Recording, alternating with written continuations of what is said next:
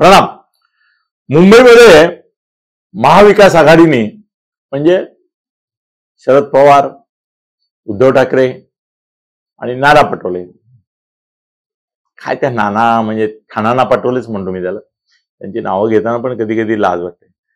त्यांनी मुंबईमध्ये 6 उमेदवार या महाआघाडीने मराठी दिले. त्याचं कारण त्याच्याकडे दुसरं काही कार्डच नाही. यांच्याकडे मोदी कार्ड आहे, पुष्कळ कार्ड आहेत, सत्ता आहे महायुतीकडे. तर कुणीतरी कौतुक करत होतं की 6 उमेदवार महाआघाडीने बघा मराठी दिले, आणि इकडे शिंदेनी दिले, त्यांचे 3 उमेदवार जे होते ते मराठी दिले. भारतीय जनता पक्षाने पण 1 उमेदवार मराठी दिला, पण 2 गुजराती दिले. अरे पहिलवान कुठे गेलं? मला असं वाटतं की इलेक्शन स्ट्रॅटेजी म्हणून उलट चांगलं झालं की एक सेकंड, काही वेळेला रेफरन्स अचूक असावेत म्हणून मला पेपर घ्यावा लागतो. पियुष गोयल आणि मिहिर कोटेचा हे 2 त्यांनी, एक उत्तर भारतीय आणि हा मिहिर कोटेचा हा डायरेक्ट गुजराती आहे, आणि पियुष गोयल हा अशा रूढार्थाने हे नाही, पण तो गुजराती भाषिक आहे. तर ते 2 दिले, आणि बाकी मराठी तर यांनी दिलेलेच आहेत. मराठी मतांवर यांनी आघाडीने मराठी उमेदवार दिले 6, याचा परिणाम होण्याचं काय मला शक्यता वाटत नाही. कारण एक मराठीचा ठसा जो आहे किंवा मराठीपणा, मराठी बाणा, त्याच्याशी आयडेंटिफाय महाआघाडी होत नाही.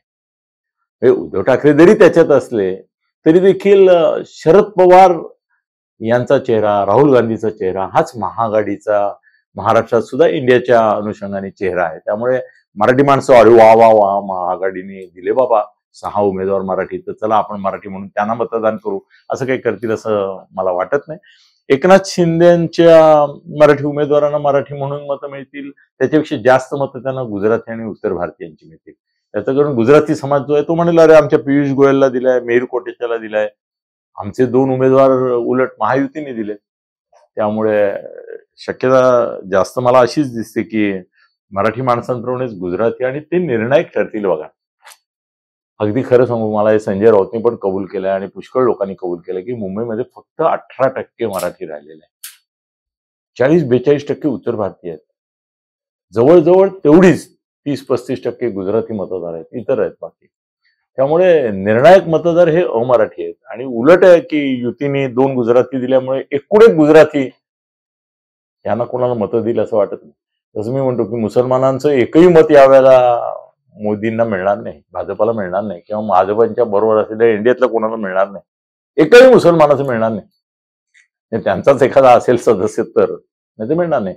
तसं मला असं वाटतं की एक जात गुजराती समाजाची मतं ही, उत्तर भारतीयांची मतं ही महायुतीलाच जाणार. मग कुणी असो, उमेदवार मराठी असला तरी उत्तर भारतीय आणि गुजराती महायुतीलाच मतं देणार. मग तो भाजपचा असो नसो, शिंदेचा असला तरी देखील देणार. आणि उद्धव ठाकरे यांनी तर जाहीरच केलंय की आम्हाला गुजरातींची मतं नकोच आहेत. ते चांगलं आहे. तो व्हिडिओ मुळामध्ये त्याचं ते विधान आलं होतं याच्यामध्ये, पण त्याचं व्हिडिओ मी केला होता, आणि मला माझ्या एका मित्राने सांगितलं की खरोखर तो काही मिलियन्स मध्ये गेलाय, आणि गुजराती समाजामध्ये अजूनही फिरतोय तो उद्धवचं ते वाक्य की गुजरातीयांची मतं नकोच आहेत आम्हाला. त्यामुळे गुजराती समाज त्याच्यावर चिडलेला आहे. तो त्याला मतदान करणार नाही, उत्तर भारतीय त्याला करणार नाहीत. त्यामुळे महायुतीच्या दृष्टीने चांगलं झालं ना, 2 गुजराती दिल्यामुळे तोही समाज खुश झाला. मराठी तर आहेतच आमचे. धन्यवाद. खळबळजनक गौप्यस्फोट म्हणजेच YouTube चॅनल अनिल थत्ते गगनभेदी. खळबळजनक गौप्यस्फोट म्हणजेच YouTube चॅनल अनिल थत्ते गगनभेदी.